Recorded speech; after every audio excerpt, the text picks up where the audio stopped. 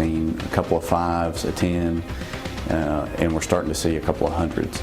Police say some fake money has made its way through several businesses in Berea.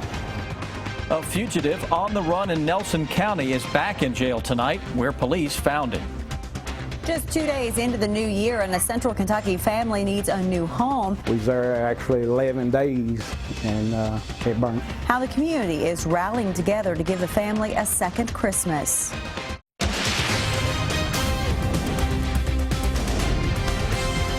This is WKYT News at 5:30. Good evening. They say it doesn't even look like real money. Tonight, police in Madison County are looking into several cases of counterfeit money being passed around. Berea police tell us one of the transactions was caught on camera, and they're hoping someone can identify this woman. Hillary Thornton gets a closer look at the funny money in our top story at 5:30. The color's a little off, the feel is not right, and some of them are not even the right size. That is how Berea police are describing phony money that has made its way through several businesses. The first report coming from Sonic, then the next day a similar report from just down the road at Little Caesars. Meanwhile, as police are investigating, those 2 more businesses fall victim: the Ready Mart on Glades Road and Dollar General on Paint Lick Road. The woman believed to have used the fake bill here at Dollar General was caught on camera paying with the fake money. Now police are hopeful that once she is identified, they can figure out where this counterfeit money is coming from. Investigators say at this point they are not sure if all the counterfeit money is coming from the same person or group, but they say that is certainly a possibility. Police say the fake bills are coming in varying amounts with differing serial numbers. Seen a couple of 5s, a 10, and we're starting to see a couple of 100s. Now working to track down those responsible, police are also asking folks to be aware that fake money is going around. Counterfeit bills are all different. You know, some of them you can immediately tell, and some of them are better fakes, and you got to look a little closer. In Berea, Hillary Thornton, WKYT. And police tell us they've also been notified by a bank about some businesses that unknowingly deposited fake bills. We are tracking a developing story out of eastern Kentucky tonight. Investigators are on the scene of a deadly fire in Morgan County. The fire started about 11:30 this morning on Rockhouse Branch Road in West Liberty. Once firefighters put out the fire, they found 2 bodies in the home. Firefighters also say 5 dogs were killed. Neighbors tell firefighters the couple who lived there was still home. And we have a reporter at that scene right now, and we'll bring you an update coming up on WKYT News at 6 o'clock. The search for a dangerous fugitive in Nelson County is over. Today, deputies caught Stephen Halsey in a wooded area on Dones Lane. They say Halsey was cooking in a cabin. He was on parole for a burglary charge and failing to comply with the sex offender registry, but he hadn't checked in with his parole officer. Police have been searching for Halsey since the day after Christmas. Halsey has long criminal history, including an arson and rape conviction. The grand jury will now hear the case of a man accused of hitting 3 people with his car and taking off. Lexington police say 25-year-old Asia Areola was driving drunk when he crashed into 3 men on a sidewalk on Midland Avenue last weekend. Today, Areola's attorney asked the judge if his family could make a 10% deposit towards his $23,000 bond, but the judge said he wants more information before making a decision. An Indiana man accused of killing a 6-year-old Versailles boy is scheduled to be back in court tomorrow. Police say that Ronald Exantis stabbed Logan Tipton to death during a home invasion last month. A Woodford County grand jury indicted Exantis for murder, burglary, and assault earlier last month. He is eligible for the death penalty. A former youth minister charged with sex crimes involving a minor answers to the charges. Our county-by-county coverage at 5:30 begins in Boyle County. Bobby Cassidy was indicted late last year on 7 counts related to inappropriate text, photos, and videos sent to teenage boys. Today, Cassidy pled not guilty to the charges. Cassidy was the youth director at Gethsemane Baptist and a volunteer with the Danville school system. In Owsley County, state police are investigating a crash that shut down a highway for hours. That accident happened at the intersection of 30 and Kentucky 847. Troopers sent us this photo of the crash. They say a coal truck lost control in a curve, flipped, and spilled coal all over the road. The driver of that truck was not hurt. hurt. And in Pike County, the husband of a woman accused of biting his face says his wife isn't violent. Deputies say Brandy Lester and her husband were arguing over whether they were watching Hillary Duff in a commercial or not. Deputies tell us during the argument, Lester bit her husband's face, but her husband says he called police because he feared for her well-being, and he blames hard times for their fight. Me and my wife has, of course, been on edge, as most families are around the holidays. It's tough. I'm unemployed at the current moment, looking for work, and I guess it just took one simple misunderstanding. Brandy Lester is facing assault and domestic abuse charges. The Lesters are not allowed to have any contact with one another until their court date in March. If you're not a fan of winter, you are in luck, at least for a few days. We're tracking some milder temperatures moving into this region. Meteorologist Jim Caldwell has an early look at that forecast. Yeah, it's going to be a short stay, but we'll certainly enjoy it while we can, because we've got a big push of very cold air coming toward the end of the week and into the weekend and throughout next week. By the way, right now we are running in the 30s, looks like. Area-wide, Corbin, one of the warmer spots there at 38 degrees, but Lexington, Jackson, where you're seeing that nice glow of the sunset off in the distance, coming in there at 34 degrees. So the chill is starting to really dig in out there this evening. Area-wide, temperatures are all in the 30s now, and I'm talking everybody, even out to our west. Bowling Green even coming in at 39. Covington, Maysville, Moorhead, Mount Sterling, and Ashland below freezing or right at it. 29, man, that is tough already for the folks there in Maysville. We look at our forecast. We're all going to get there. By 8 o'clock, I think we're there here in Lexington and even in southeastern portions of Kentucky as well. 8 o'clock in the morning, we're around 19, and we start the first part of our warm-up. We're back in the 40s tomorrow afternoon, tomorrow evening.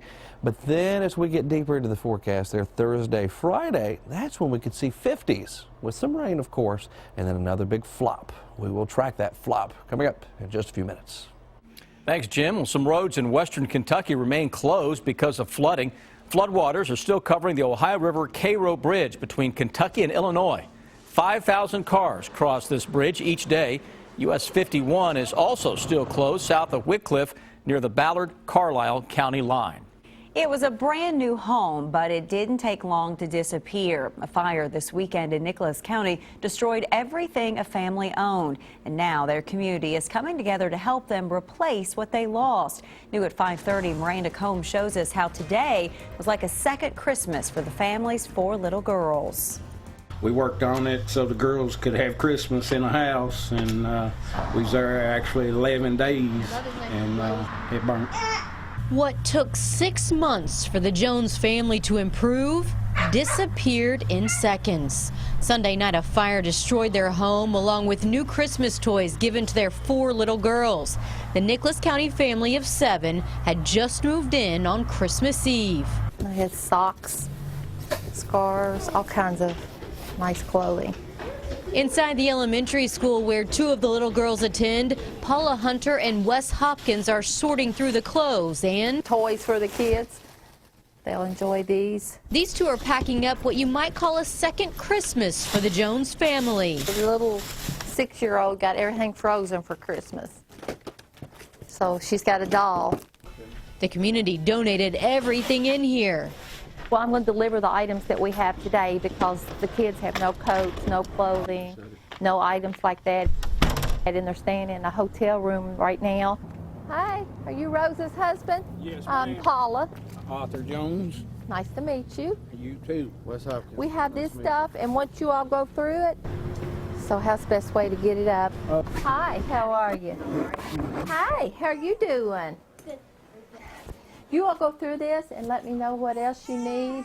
This is temporary living for the Jones family. Inside is Arthur, his wife Rosa, daughters Madeline, who's clinging on to a blanket from the fire, Milena, Everly, and Alexi. I'd like to say thanks to Nicholas County School. From the looks of things, Christmas came a second time around. What was once lost is now found. How do you feel about that? Sometimes silence speaks volumes. In Nicholas County, Miranda Combs, WKYT. Such a kind gesture there. The homeowner tells us that faulty wiring is believed to be the cause of that fire. Today's action by President Obama to expand background checks for gun ownership, among other things, brings up this good question: what exactly is an executive order? An executive order has the force of law behind it. Most executive orders merely deal with routine matters, but others, like this one, can be a major shift in policy. Congress does not need to approve of an executive order.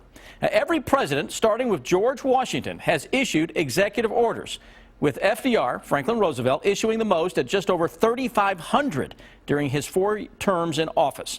President Obama has issued 277 executive orders. The U.S. Supreme Court can overturn an executive order, and Congress can overturn it by passing legislation, but that can be vetoed by the president. To submit a good question, log on to WKYT.com, click on Contact Us, and look for this link, Good Question, at WKYT.com. There's a new way to track what's going on during the new legislative session. And several Kentucky lawmakers are criticizing the president's new executive order. Bill Bryant has the details in the bottom line. Good evening. The Kentucky legislature reported to Frankfort today and started a session that will include possibly tough debates ahead on how to shore up the state's retirement pensions and how to move forward on health care and educational choices. The public has a new way to keep track of things with a new YouTube channel that is being operated by the Legislative Research Commission. It will feature profiles of lawmakers and keep up with issues as they develop at the Capitol. The first video up looks at how the legislature has worked to become an equal branch of government in a state where powerful governors have often set most of the agenda. The YouTube channel is called LRC Capitol Connection. We have a link to it on WKYT.com. Should be an eventful session. 4 vacant House seats will be filled in special elections on March 8th. That could potentially leave the House split 50-50 between Democrats and Republicans. Pushback was quick within Kentucky's nearly exclusively Republican congressional delegation to President Obama's decision to use his executive authority to tighten some gun sales rules. The president being criticized for going around Congress to implement new rules. Republican Ed Whitfield from Western Kentucky called it a disregard of the Constitution. The president says he acted to try to curb gun violence after Congress would not budge on measures that he says Americans support. Democratic Kentucky Congressman John Yarmuth of Louisville, who has just filed for re-election, supports the president's actions on gun rules. And Southern Kentucky has lost an author, photographer, and historian who chronicled a lot of the last few decades. Carl Keith Green had written 2 books about the history of London and Laurel County.